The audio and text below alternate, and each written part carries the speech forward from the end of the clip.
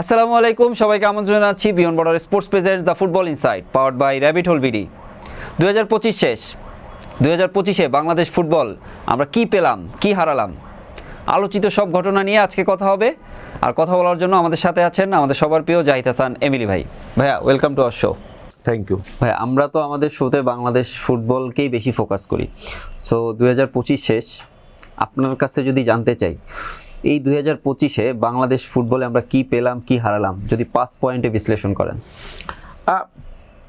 এই বছর আসলে 2025 সালটা বাংলাদেশের ফুটবলে অনেক পজিটিভ দিকও রয়েছে, কিছু নেগেটিভ সাইডও ছিল। তো আমাকে যদি রেটিং করতে বলেন, সেখানে নট অনলি মি, আমাকে যাকেই বলবেন রেটিং করতে, সেখানে হয়তো 1 নম্বর টপিক্সে রাখবে হামজার প্রত্যাবর্তন। বাংলাদেশে যেভাবে সে আসলে এসেছে, তার খেলাটা যেভাবে সে স্টার্ট করেছে, সেইখানে হামজাকে কিন্তু সবার উপরে রাখতে হবে। কারণ হামজা আমাদের দেশের ফুটবলে আমি বলবো যে একটা আশীর্বাদ হয়ে আসছে। হ্যাঁ, কারণ আপনি যদি 1 বছর আগেও যদি একটু রিকল করেন, 25-এর আগে 24 সালটা বলেন বা 23 সালের দিকে দেখেন, সেখানে কিন্তু আমাদের ইন্টারন্যাশনালি কিন্তু আমাদের ফুটবলের যে জাগরণ, সেটা কিন্তু এত হাইপ ছিল না। আমাদের মার্কেট ভ্যালু বলেন, আমাদের স্পন্সরশিপ বলেন, আমাদের মানুষের আগ্রহ বলেন, আমাদের ইন্ডিভিজুয়াল স্পন্সরশিপ বলেন, তো সেগুলি সব কিছু যদি বিবেচনা করেন, হামজা আসার পরে কিন্তু মানুষের ভিতরে যে ইম্প্যাক্ট ফুটবলে তৈরি হচ্ছে, সেটা আমি বলবো যে এক কথা অসাধারণ। সুতরাং 2025 সালে আমার কাছে যদি 1 নম্বর টপিক্স হিসেবে বলেন, আমি বলবো যে হামজার এই প্রত্যাবর্তন। বাংলাদেশ ফুটবলের ব্র্যান্ড ভ্যালুই চেঞ্জ হয়ে গেছে। এবং আপনি যদি সত্যি কথা, যে কয়েকটা ম্যাচ আমরা হোমে খেলছি, আমি এও ম্যাচের কথা বাদ দিলাম, আমরা হংকং, সিঙ্গাপুর, ইন্ডিয়ার সাথে যে হোম ম্যাচগুলি খেলেছি, ভুটান বা নেপালের সাথে যে ম্যাচগুলি আমরা আমাদের হোমে অ্যারেঞ্জ করেছি, সেখানে আপনি যদি দর্শকদের চাহিদা দেখেন, হ্যাঁ, টিকিট সেলিং এর জায়গাটা 10 মিনিট 15 মিনিটের মধ্যে টিকিট সোল্ড আউট হয়ে গেছে। 20,000-22,000 টিকিট, মানে 10 to 15 মিনিটে সোল্ড আউট। তো এটা তো আসলে হামজার কারণেই হয়েছে। এবং হামজা দ্যাট প্লেয়ার আমার কাছে মনে হয় যে আসার পর থেকে ইন্টারন্যাশনালি আমরা আসলে যেভাবে হাইপ তৈরি হয়েছে, এইটাকে আসলে আমার কাছে মনে হয় যে আমরা যদি কন্টিনিউ করতে পারি আপকামিং ইয়ার্স লাইক 2026-এ, আমার কাছে মনে হয় যে আমাদের ফুটবলের ব্র্যান্ড ভ্যালু আরও যাবে। এবং এখানে একটা জিনিস করতে হবে, বাংলাদেশ ফুটবল ফেডারেশনকে বেশি বেশি ইন্টারন্যাশনাল ম্যাচ অ্যারেঞ্জ করতে হবে আমাদের হোমে। হ্যাঁ, কারণ আপনার হোমে ইন্টারন্যাশনাল ম্যাচ খেলে হামজার একমাত্র প্লেয়ার, যার কারণে দেখবেন যে মানুষের এখন, এবং দেখেন এটা অন্য আরেকটা কারণ হলো, হামজা শুধু খেলছে না, হামজার পারফরমেন্স দেখেন। হ্যাঁ, আপনি অনেক বড় প্লেয়ার, বাট আপনার মাঠের পারফরমেন্স যদি আপনি শোনা করতে পারেন, তখন কিন্তু মানুষ আগ্রহ হারিয়ে ফেলবে। হামজা লেস্টার সিটি বা শিপফিল্ডে লোনে গিয়ে যেভাবে পারফরমেন্স করেছে, সেখানে হামজার নামের পিছনে তেমন কিন্তু গোল স্কোরার নেই, বাট এখানে 6টা বা 7টা ম্যাচ খেলেছে, 4টা সে গোল করে ফেলছে। এবং গোলের প্যাটার্নগুলি দেখেন, ফ্রি কিক থেকে বাইসাইকেল গোল, পেনাল্টি শুট আউটে। সুতরাং হামজার পারফরমেন্স কিন্তু কি করে হামজার পারফরমেন্স কিন্তু দর্শকদের মুগ্ধ করেছে। আপনি দর্শক কখন মানুষ খেলা দেখতে আসবে, আপনি যখন আপনার ইন্ডিভিজুয়াল পারফরমেন্স দেখাতে পারবেন, সারা পৃথিবীতেই দেখবেন যে ইন্ডিভিজুয়াল প্লেয়াররা কিন্তু দর্শকদের মাঠে আনার পেছনে কিন্তু অন্যতম একটা কারণ হিসেবে দাঁড়ায়। হামজার মাঠের পারফরমেন্সই কিন্তু আসলে দর্শকদের আগ্রহ বাড়িয়েছে। এবং আমার কাছে মনে হয় যে এই এত উত্তেজনা 2025 সালটা আমাদের দেশে is become of Hamza Dewan Chowdhury. এবং তার মাঠের পারফরমেন্সে as a Hamza on the field এবং অফ দ্য ফিল্ড এত হাম্বল পারসন, মানে চিন্তাই করা যায় না। সো তার এই প্রত্যাবর্তনটাই আমার কাছে মনে হচ্ছে আমাদের ফুটবল একটা অন্য লেভেলে নিয়ে। মাঠের পারফরমেন্স যদি হামজার ভালো না হতো, মানুষ কিন্তু মুখ ফিরিয়ে নিত। অনেক এরকম সুপারস্টার প্লেয়ার আছে, অফ দ্য ফিল্ড তার হাইপ, তার স্পন্সরশিপ, তারকে মানুষ চেনা, সব কিছু আছে, বাট মাঠে পারফরমেন্স করতে পারেনি, তখন কিন্তু সে ড্যামেজ হয়ে গেছে। But Hamza day by day বাংলাদেশের সাথে এতভাবে, মানে পারফরমেন্সের সাথে এত ইনক্লুড হচ্ছে এবং এত ইম্প্যাক্ট তৈরি করছে, যেটা আমার কাছে মনে হয় যে দর্শক দিবে অন্যরকম একটা আকর্ষণ তৈরি করছে এবং মানুষের আগ্রহটা তৈরি হচ্ছে। এবং তার দেখেন অলরেডি তার 6-7টা পার্সোনাল স্পন্সরশিপ এখন তৈরি করছে। নট অনলি হামজার সাথে সাথে আমাদের অন্যান্য প্লেয়ারদেরও কিন্তু স্পন্সরশিপ কালচারটা তৈরি হচ্ছে বিকজ অফ হামজা। এবং আমি চাই এই হামজাকে কেন্দ্র করেই আমাদের নেক্সট প্ল্যানিংগুলি হোক, আপকামিং সিজনগুলিতে হামজাকে প্ল্যান করেই আমরা যত বেশি বেশি ইন্টারন্যাশনাল ম্যাচ খেলতে পারি। আমাদের এটাকে কন্টিনিউ করার জন্য হামজার মতো আরও কিছু প্লেয়ার তৈরি করতে হবে। আদারওয়াইজ হামজা যখন এখান থেকে ব্রেক নিবে, তখন কিন্তু আমরা কিন্তু আবার হ্যাঁ, সুতরাং আমাদের এই পাইপলাইনটা স্ট্রং করার জন্য হামজার মতো প্লেয়ার তৈরি করতে হবে। আমার এখানে একটা কোশ্চেন, মানে হামজা অধ্যায়টা মানে শুরুটা কিভাবে হয়েছিল? মানে হুট করেই তো আর হামজা চলে আসে না বাংলাদেশে, পিছনে তো একটা গল্প আছে। অবশ্যই এটা হলো যে হামজা শুরুর দিকে আসলে তেমন একটা ইন্টারেস্টেড ছিল না বাংলাদেশে খেলার জন্য। হ্যাঁ, খেলার জন্য এই কারণে ছিল না বিকজ হামজা তো আসলে ইংল্যান্ড পাসপোর্টধারী। হ্যাঁ, তো ও তো ওর প্লেইং ক্যারিয়ারটাই কিন্তু ইংল্যান্ডে, হ্যাঁ, লেস্টার সিটির একাডেমি থেকে শুরু করে সিনিয়র দলে, তারপরে কিন্তু ওখানেও চেষ্টা, মানে ও আমরা দেখেছিলাম যে হামজা হয়তো একটা সময় ন্যাশনাল গেমে খেলবে, ইংল্যান্ড ন্যাশনাল গেম, এবং আন্ডার 23-তে কিন্তু সে খেলেওছো। হ্যাঁ, আপনি যদি জেনে থাকেন তার সতীর্থরা কিন্তু এখন ইংল্যান্ড ন্যাশনাল গেমে খেলে। হ্যাঁ, তো হামজারও কিন্তু ইচ্ছা ছিল ইংল্যান্ড ন্যাশনাল গেমে খেলা, যে সত্যি তো ইংল্যান্ড ন্যাশনাল গেমে সুযোগ পাওয়া প্লেয়ার আমাদের এখানে এসে খেলবে, এটা তো আসলে, এটা আমি হামজাকে দোষ দিচ্ছি না, এটা হয় না কখনই। হ্যাঁ, সে যদি ইংল্যান্ড জাতীয় দলে সুযোগ পায় একটা ওয়ার্ল্ড চ্যাম্পিয়ন দলে, তখন তো সে ওইখানে খেলবেই, ওইটাই বেছে নেবে। বাট হামজা আসলে তার মাঠের পারফরমেন্স দিয়ে অনেক ট্রাই করেছে। আপনি জানেন যে ইংল্যান্ডে জাতীয় দলে খেলা ইজ নট ইজি, অনেক স্ট্রং জাতীয় দল সেখানে। তো ওইখানে হয়তো সে দেখেছে যে তার সুযোগটা একটু কমে গিয়েছে, তখন কিন্তু সে ইন্টারেস্টেড হয়েছে বাংলাদেশ এবং তাকে কনভিন্স করেছে।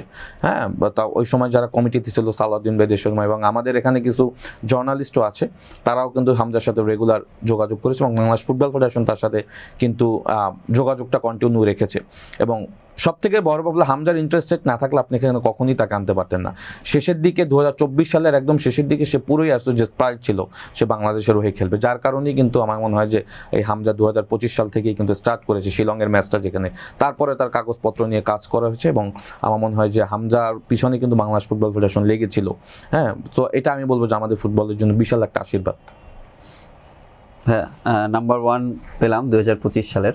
নাম্বার 2 না, এখন নাম্বার 2তে যদি আমি বলি সেটা হবে যে আমরা এশিয়া কাপ খেলবে আমাদের মেয়ের ফুটবল দল, নারী ফুটবল দল, একদম প্রথমবারের মতো। এটা কিন্তু আনএক্সপেক্টেড।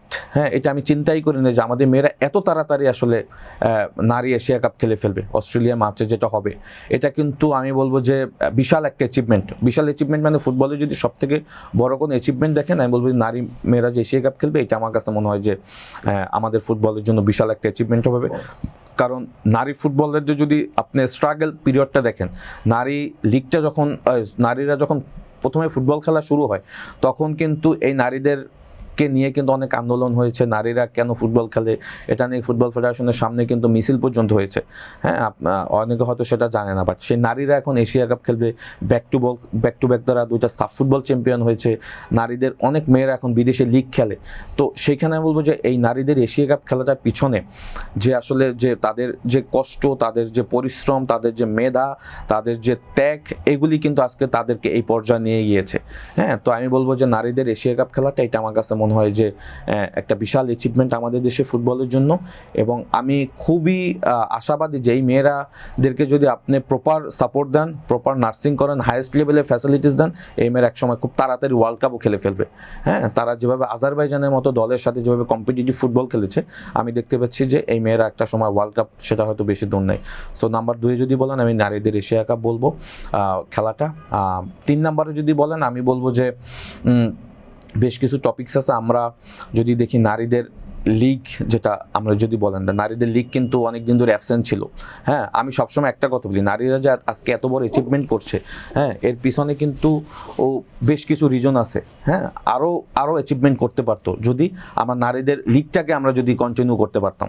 হ্যাঁ, কারণ 1 বছর বিরতির পর শুরু হয়েছে। নারী লিগটা কিন্তু রেগুলার হওয়াটা খুব ইম্পর্টেন্ট। হ্যাঁ, এবং শুধু নারী লিগ হলে হবে না, এটা কম্পিটিটিভ লিগ হতে হবে, স্ট্রং লিগ হতে হবে। তখন কিন্তু কি হবে, তখন আপনার জাতীয় দলে খেলতে গিয়ে কিন্তু তাদের জন্য কাজটা ইজি হবে। এই কারণে বললাম, দেখেন নারীদের লিগ হয়, লাস্ট এই বছর লিগটাই যে 29 তারিখে শুরু হয়েছে, কোন দল জানি দেখেছি 8 গোলে জিতেছে। নাসরিন ফুটবল একাডেমিকে বিকেএসপি হারিয়েছে 8 গোলে। সুতরাং কম্পিটিটিভ হচ্ছে না, কিন্তু কম্পিটিটিভ লিগ লাভ নেই, কম্পিটিটিভ হওয়াটা খুব ইম্পর্টেন্ট। হ্যাঁ, তো একটা প্ল্যানিং করতে হবে নারীদের লিগ নিয়ে। হ্যাঁ, এইভাবে আসলে মানে নাম, আমরা বলি না নাম কওয়াস্তে একটা লিগ, এইটা করলে হবে। এইখানে একটা জিনিস অ্যাড করতে চাই, মাহফুজা আক্তার কিরণ, উনি একটা ইন্টারভিউতে মানে সাংবাদিকরা বলছিলেন যে 1 বছর পরে আবার শুরু হলো, উনি এটা অ্যাকসেপ্ট করতে চাচ্ছে না। কোথায়, গত বছরই তো খেলা হলো। সো উনি আসলে নারী ফুটবল টিমটাকে আসলে কিভাবে মানে প্রপারলি করতে পারছেন কিনা। না, শেষের দিক থেকে যদি আসি, যে গত বছর লিগ হয়নি নারীদের, হ্যাঁ, হলে তো আমরাই দেখতাম। হ্যাঁ, এবছর হচ্ছে, দেখতে তো পাচ্ছি। হ্যাঁ, হলে তো অবশ্যই দেখতাম। তো যেটা হচ্ছে যে উনি একটা জিনিস ওনার একটা মানুষের ভালো খারাপ মিলিয়ে কিন্তু একটা মানুষ। বাট যদি সত্যি কথা বলেন, যারা একদম শুরুর থেকে নারীদের এই উত্থান পতন যদি দেখেন, সেখানে কিন্তু মূল ভূমিকাটা রেখেছে কিন্তু এই মাহফুজা আক্তার কিরণ আপা। হ্যাঁ, কারণ নারীদের ফুটবল হবে, এখানে লিগ হবে, নারী এশিয়া কাপ খেলবে, সাফ ফুটবল চ্যাম্পিয়ন হবে, এটা কিন্তু কেউ কখনো চিন্তাও করতে পারেনি। আমাদের মেয়েরা বিদেশে লিগ খেলবে, এইটার পিছনে যদি আমি বলবো যে এখানে কিন্তু কিরণ আপা এবং কাজী সালাউদ্দিন ভাইয়ের একটা বিশাল অবদান আছে। আমরা তাদেরকে নিয়ে হয়তো ব্যাড মানে ইম্প্যাক্টের কথাও বলতে পারি, বাট পজিটিভ দিক যদি বলেন, তাদের দুজনের কন্ট্রিবিউশন কিন্তু এই নারীদের পিছনে কিন্তু অনেক বেশি। এবং একজনের কথা বলতে হয়, সেটা হলো কিরণ আপা। উনি কিন্তু এই নারী দলটাকে কিন্তু মানে এই যে ঢাকা ব্যাংকে স্পন্সর আনা, সাফ ফুটবল জিতানো, মেয়েদেরকে 12 মাস ক্যাম্পে রাখা, এজ ভিত্তিক দলগুলির কন্টিনিউ সাকসেস, এটার পিছনে কিন্তু ওনার কাজ বা শ্রমটা কিন্তু আমরা এটা স্বীকার করতেই হবে। উনি কিন্তু লেগেছিল, উনি কিন্তু কখনো ওনার কিন্তু অনেক বাধা এসেছে, বাট উনি কিন্তু কখনো এখান থেকে থেমে যায়নি। উনি কিন্তু এটাকে কন্টিনিউ করেছে। তো কিছু হয়তো ওনাকে নিয়ে কন্ট্রোভার্সিও আছে, বাট একজন মানুষ তো যেটা বললাম যে কিছু পজিটিভও থাকবে, কিছু নেগেটিভও থাকবে, বাট উনি মেয়ের দলটাকে পিছনে যেভাবে শ্রম দিয়েছে, যেভাবে বিদেশি কোচ এনেছে, যেভাবে ছোটন ভাই যেভাবে দলটাকে পরিচালনা করেছে, সব কিছুর পিছনে কিন্তু কিরণ আপার একটা বড় অবদান রয়েছে।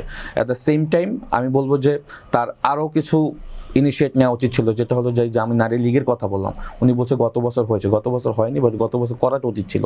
কারণ আপনি শুধু ন্যাশনাল টিমের প্লেয়ারদেরকে রেগুলার ট্রেনিং করাচ্ছেন, বাট আরও তো প্লেয়ার আছে, তাদের খেলার প্ল্যাটফর্মটা কোথায়?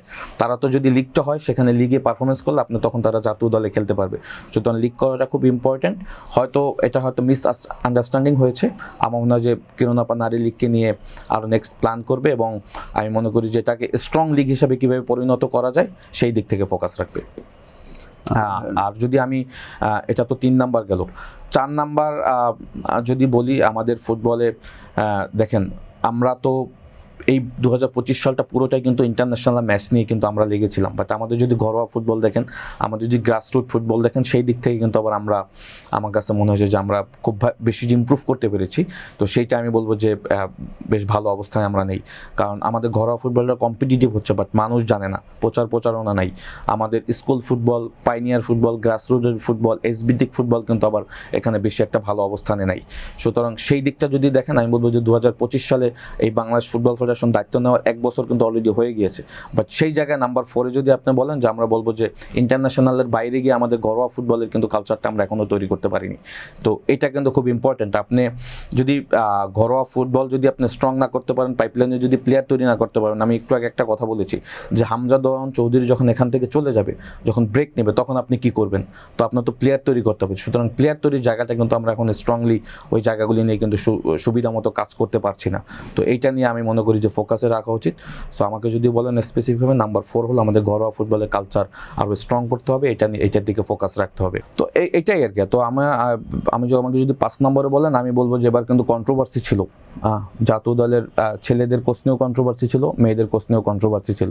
হ্যাঁ, যদি মেয়েদের ফুটবলের কোচকে নিয়েই কথা বলি, দেখেন সে এই দেশের হিস্ট্রিতে যারা মেয়েদের ফুটবলের হিস্ট্রিতে যাদের বেশি অবদান ছিল, লাইক সাবিনা, কৃষ্ণা রানী সরকার, সানজিদা, যারা ব্যাক টু বল 2টা সাব ফুটবল জিতেছে, তাদেরকে বাদ দিয়ে কিন্তু সে 2025 সালে কিন্তু বড় একটা মানে আমি বলবো যে একটা ইম্প্যাক্ট দেখিয়েছে যে এদেরকে বাইরে রেখো, স্ট্রং ডিসিশন, এদেরকে বাইরে রেখো, জাতীয় দলকে কিন্তু সাব ফুটবল জিতানো যায়, এবং at the same time discipline আসলে বড় একটা ফ্যাক্ট ইন্টারন্যাশনাল এরিনাতে। সেটা কিন্তু কোচ পিটার বাটলার কিন্তু সেটা করে দেখিয়েছে। যদিও আমি এখানে পিটার বাটলারের সাথে কিছুটা হলেও ডিফেন্ড করব, কারণ সাবিনাদের তাদের যে অবদান আমাদের মেয়েদের ফুটবলে, সেটা কিন্তু আপনি অস্বীকার করতে পারবেন না।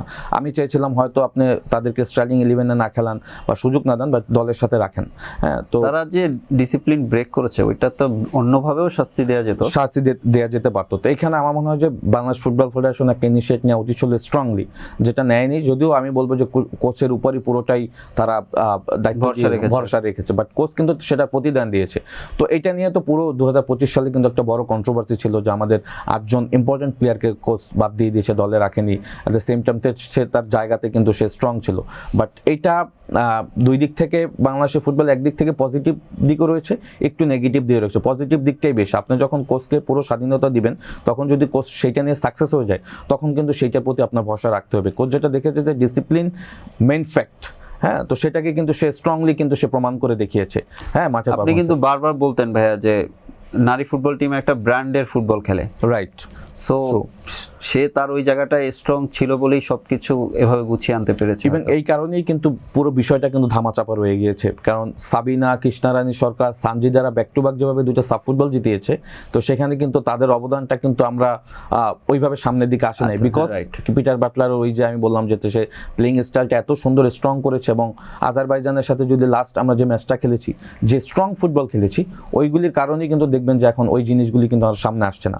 সুতরাং এটা একটা 2025 সালের ই ছিল, but at the same time আমাদের ছেলেদের কোচকে নিয়েও কিন্তু কন্ট্রোভার্সি ছিল, এটা নিয়ে বেশি কথা বলেছি আমি এই কারণে, কারণ আমরা এশিয়ান কাপ কোয়ালিফাইয়ে আমরা টপে থাকতে পারতাম, টপ 1-2-এ থাকতে পারতাম, যদি আমরা টেকটিক্যাল কিছু মিস্টেক না করতাম, যেটা কোচ কাবরেরা করেছে একদম স্পষ্ট। আমরা যদি আমাদের হোম ম্যাচগুলি দেখেন, সেখানে একদম স্পষ্ট প্লেয়ার চেঞ্জিং, স্টার্টিং 11 সাজানো, তার মানে এই যে মেয়েদের ফুটবলে যে প্লেইং স্টাইল তৈরি করা, ছেলেদের ফুটবলে কোনো প্লেইং স্টাইল নাই, এক্সেপ্ট হামজা দেওয়ান চৌধুরীর আশাতে যেটা হয়েছে যে প্লেয়াররা তাদের ইন্ডিভিজুয়ালি কিছু পারফরমেন্সের কারণে আমরা কিছু ম্যাচ ভালো করেছি, ইন্ডিয়াকে হারিয়েছি, সব কিছু মিলিয়ে আমার কাছে মনে হয় আমরা আরও ভালো করতে পারতাম যদি একজন দক্ষ কোচ থাকতো। দক্ষ কোচ এই কারণে বললাম যে এখন আমাদের দলটা তো এখন একটা রিবিল্ড করেছে, মানে স্ট্রং জাতীয় দল আছে, কিছু ভালো প্লেয়ার এখানে ইনক্লুড হয়েছে, সমিত সোম, হামজা, ফাহমিদুল, তারপর হলো Zayan, at the same time Rakib, Fahim, মুরসালিন, এদের পারফরমেন্সও দারুণ পারফরমেন্স করেছে। সুতরাং এই দারুণ প্লেয়াররা যখন দলে থাকবে, তখন ডেফিনেটলি একজন হাই কোয়ালিটি এবং ভালো কোচ থাকলে কি হতো, যেটা হচ্ছে আমরা দলটাকে কিন্তু এশিয়ান কাপ কোয়ালিফাই টপে থাকতে পারতাম। অ্যাট দ্য সেম টাইম আমরা ক্লোজ যে ম্যাচগুলি হেরেছি, আপনি যদি একটা ম্যাচের কথাই বলেন, যেটা আমরা হংকংয়ের সাথে 3 গোলে ড্র করার পরে 4-3 গোলে হেরে গিয়েছি, আপনার যদি মনে থাকে, ওই ম্যাচ আপনি কীভাবে কোনোভাবেই কিন্তু হারতে পারেন না, লাস্ট 30 সেকেন্ড আছে, সেই সময় আপনি গোল কনসিড করলেন। তো এরকম কিন্তু বহুত ম্যাচই কিন্তু এই সিজনে 2025-এ আমরা সেটা করেছি। সুতরাং আমি বলবো যে আপকামিং যে ইয়ার্স আছে, বাংলাদেশ ফুটবল ফেডারেশন অবশ্যই অ্যাবাউট কোচের ব্যাপারে কনসার্ন থাকবে, এবং আমার মনে হয় যে জাতীয় দলটা এখন যেভাবে বিল্ড আপ হচ্ছে, তারা ওই মানের একজন কোচ আমি মনে করি দলের সাথে দেখতে চাই। অনেক নেগেটিভ জিনিসের মধ্যেও 2025টা আসলে বলতেই পারি বাংলাদেশ ফুটবলের জন্য একটু অবশ্যই পজিটিভ জিনিসগুলো বেশি ছিল। রাইট, হোপফুলি 2026-এ এটা ক্যারি করে আমরা আরো বেটার অবস্থানে চলে যাব। থ্যাংক ইউ ভাইয়া আমাদেরকে সময় দেওয়ার জন্য। Thank you. ইনশাআল্লাহ বাংলাদেশ ফুটবলের আরো ভালো দিন আসবে। দর্শক, আজকে বিদায় নিচ্ছি, ভালো থাকবেন, আসসালামু আলাইকুম।